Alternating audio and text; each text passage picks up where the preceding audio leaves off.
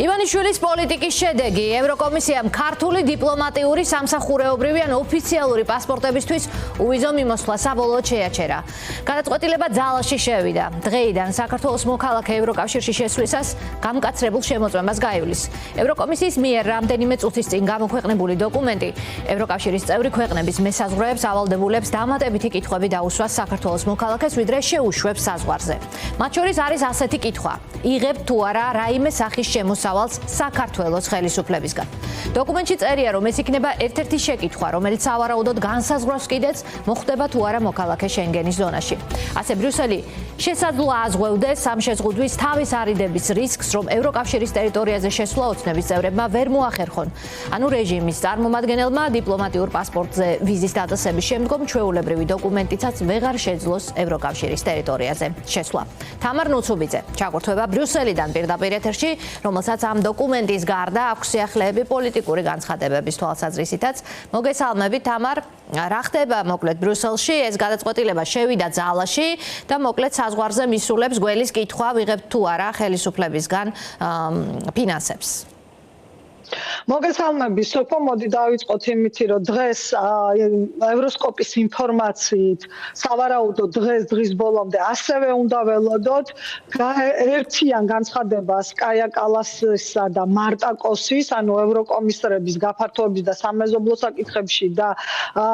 ევროკომისრის უსაფრთხოების და საგარეო საკითხებში და ეს განცხადება ევროსკოპის ინფორმაციით შეეხება სწორედ იმ რეპრესიულ კანონებში შეტანილ რეპრესიულ შესწორებებს, რომლებიც რამდენიმე დღის წინ მიიღო ქართულმა ოცნებამ, ნახოთ იქ რა გზავნილი ექნება ორ ევროკომისარს, რომელიც უშუალოდ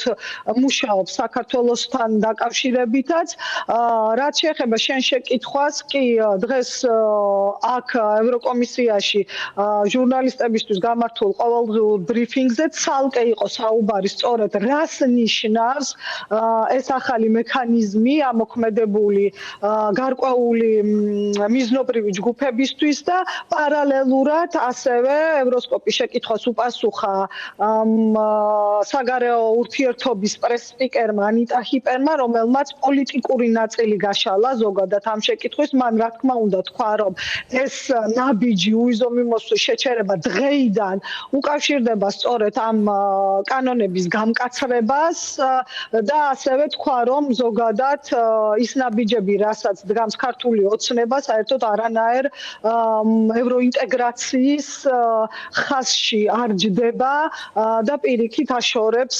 ქვეყანას ევროკავშირისგან. ასევე აღსანიშნავია, რომ კოლეგამ კითხვა დასვა, ჩვენმა უცხოელმა კოლეგამ კითხვა დასვა მზია ამაღლობელზეც და საკმაოდ ვრცელი პასუხი იყო ანიტა ჰიპერის, რომელმაც კიდევ ერთხელ ევროკავშირის სახელით მოითხოვა მზია ამაღლობელის გათავისუფლება და მოიყვანა სწორედ მაგალითად, რომ შორდება კი არა, უკვე დაშორებულია საქართველოს ევროინტეგრაციის გზას, ის რომ ჟურნალისტი იმყოფება ციხეში. რაც შეეხება ტექნიკურ მხარეს, თუ კი არის ამის ინტერესი, ასევე მშვენივრად ახსნა მარკუს ლამბერტმა, როგორც შენ თქვი, ძალაში უკვე შევიდა დღეს ეს გადაწყვეტილება, ზოგადად ჩვენ ვიცოდით და წინ დაახლოებით თებერვლის ბოლო ბრიფინგზე მარკუს ლამბერტმა აღნიშნა, რომ ეს გადაწყვეტილება მარტში უნდა შესულიყო ძალაში, თუმცა კონკრეტული თარიღი არ ვიცოდით და როგორც ჩანს, მაინც რაღაცნაირად პოლიტიკური ნაბიჯი პასუხი იყო ევროკომისიის მხრიდან, აი ესე დღეს გაუფრთხილებლად პირდაპირ ძალაში შეყვანა უვიზო მიმოსვლის შეჩერების გარკვეული მიზნობრივი ჯგუფებისთვის. მე თუ მკითხავთ რამდენიმე საინტერესო მომენტი. კი, ეს საინტერესოა, დეტალები, ხო? რამდენიმე საინტერესო მომენტზე გავაკეთებდი აქცენტს. პირველი, რაც ალბათ არც ჩემთვის, არც ჩემთვის და არც ერთი ჩვენი მოქალაქისთვის, ვისაც სურს ევროკავშირში, რაც შეიძლება მალე გაწევრიანება, არ არის სასიამოვნო, რომ ამ ახალი მექანიზმის, გამარტივებული მექანიზმი პირველად სწორედ საქართველოსთან იქნა გამოყენებული და ეს იმიჯურად ძალიან დიდი დარტყმა არის ქვეყნისთვის, რომელიც სულ რაღაც 2 თუ 3 წლის წინ ითვლებოდა ერთ-ერთ წარმატებულ ქვეყანად ამ ევროინტეგრაციის გზაზე. მეორე შენც აღნიშნე ეს და ეს ალბათ საქართველოს ყველა მოქალაქემ უნდა გაითვალისწინოს, რომ მიუხედავად იმისა, რომ უვიზო მიმოსვლა ჩერდება დიპლომატიური პასპორტებისთვის, სამსახურეობრივი და მთავრობის წარმომადგენლებისთვის გაიდლაინში, ანუ წესებში, რაც გადაეგზავნება და სავარაუდოდ უკვე გადაგზავნილიც არის ყველა ქვეყნის საზღვრებზე, საუბარი არის, რომ საზღვარზე შემოსვლის დროს უნდა იყოს შემოწმებული საქართველოს ნებისმიერი მოქალაქე. არ არის აუცილებელი, რომ მაინდა-მაინც ამ თარგეტირებული ჯგუფების წარმომადგენლები, რაც ჩემი აზრით ასევე საერთოდ არ არის კარგი, იმიტომ რომ ეს მაინც რაღაცნაირად, ანუ შეიძლება ნახევარზე უფრო ნაკლები ნაბიჯით, მაგრამ მაინც რაღაცნაირად შეზღუდვა ხომ ამ უვიზო მიმოსვლის, იმიტომ რომ ადამიანები, რომლებიც საერთოდ არც ქაღალდებიც კი აღარ დაჭირდებოდათ ხო ბოლო პერიოდში, ჩვეულებრივად შემოდიოდნენ, შეკითხვებიც არ იყო, არც დიდად არც არავინ ეკითხებოდა, სად მიდიან, რამდენი ხნით მიდიან, საკმარისი იყო ელემენტარულად ბილეთები ეჩვენებინათ და რამდენიმე ელემენტარულ კითხვაზე პასუხი გაეცათ. ახლა კი მათ მოუწევთ საკმაოდ ბევრ კითხვაზე პასუხის გაცემა, რა თქმა უნდა, ეს დამოკიდებულია მესაზღვრეზე, რამდენად საეჭვოც ჩათვლის შემომსვლელ პირს, თუმცა რადგანაც ასეთი წესები იქნება საზღვარზე, ეს რა თქმა უნდა საქართველოს მოქალაქეებისთვის იქნება, ვთქვათ, ზედმეტი რაღაც დაბრკოლების და არასასიამოვნო მომენტი. და მესამე, ასევე ხშირად პროპაგანდა იყენებს, ვთქვათ, იმ ფაქტს, რომ თითქოს უნგრეთმა და სლოვაკეთმა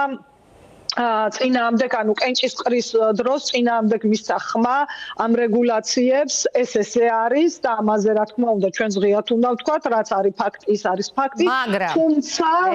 თუმცა რა თქმა უნდა პროპაგანდა იმას უკვე არ ამბობს, რომ ამ ქვეყნებსაც მოუწევთ კი არა ვალდებული არიან დაექვემდებარონ იმ საერთო კანონებს, რაც გაწერილი არის, 15 გვერდიანი არის ეს გაიდლაინი, ყველა შეუძლია ნახოს ჩვეულებრივად ოფიციალურ ვებგვერდზეა და შეუძლიათ ნახონ და კითხვები, რომელიც თქვი ერთ-ერთი კითხვა, რაც შეეხებოდა ქართულ ოცნებას, კითხვების ჩამონათვალიც დოკუმენტშია და აქ საიდუმლოს არავინ არაფერს არ გიუყვება მსმენელს და მაყურებელს, ყველაფერი შავი თეთრზე წერია და ღია